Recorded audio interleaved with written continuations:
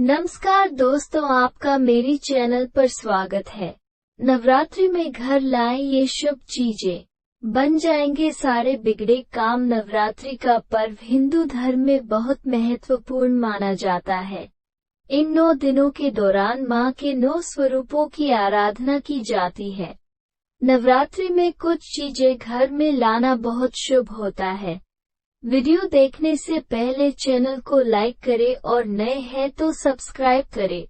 अब वीडियो शुरू करते हैं। 2023 हिंदू धर्म में शारदीय नवरात्रि का विशेष महत्व है। ये पर्व देवी शक्ति मां दुर्गा की उपासना को समर्पित है। नवरात्रि की 9 दिनों में दुर्गा मां के 9 अलग अलग रूप की पूजा आराधना की जाती है। शारदीय नवरात्रि प्रतिपदा से नियमित मनाई जाती है। इस बार नवरात्रि का त्योहार 15 अक्टूबर से शुरू होकर 22 अक्टूबर को समाप्त होगा। माना जाता है कि नवरात्रि दिनों में मां दुर्गा इन 9 दिनों तक धरती का भ्रमण करती हैं और भक्तों के सारे कष्ट दूर करती हैं। नवरात्रि के पावन अवसर घर में कुछ चीजें खरीद कर लाना बहुत शुभ माना जाता है। ऐसा करने से मां दुर्गा प्रसन्न होती हैं और पूरे परिवार पर अपनी कृपा बरसाती हैं। नवरात्रि में इन चीजों को घर लाने से सारे बिगड़े काम बन जाते हैं। आइए जानते हैं कि इन शुभ चीजों के बारे में। नवरात्रि में घर लाएं ये शुभ चीजें। नवरात्रि के पहले दिन लाल रंग की त्रिकोणीय पताका जरूर खरीदें। नवरात्रि में ये पताका खरीदना बहुत शुभ माना जाता है। इस तरह का पताका मां दुर्गा की जय जयकार और विजय की निशानी होती है। नवरात्रि के दौरान उस पताका को पूजा घर में रखकर विधि पूर्वक पूजा करें।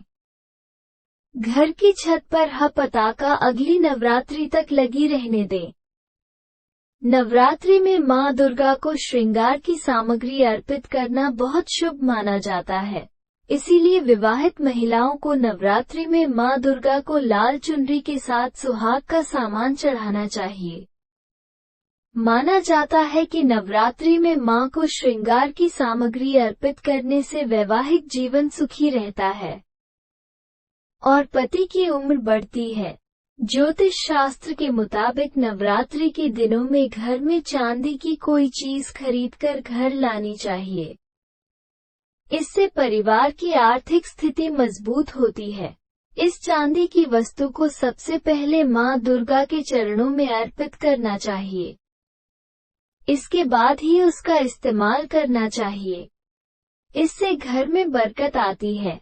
अगर आपके काम में बार बार बाधा आती है या फिर आपके काम बीच में अटक जाते हैं तो नवरात्रि में अपने घर मौली खरीद कर ले आएं।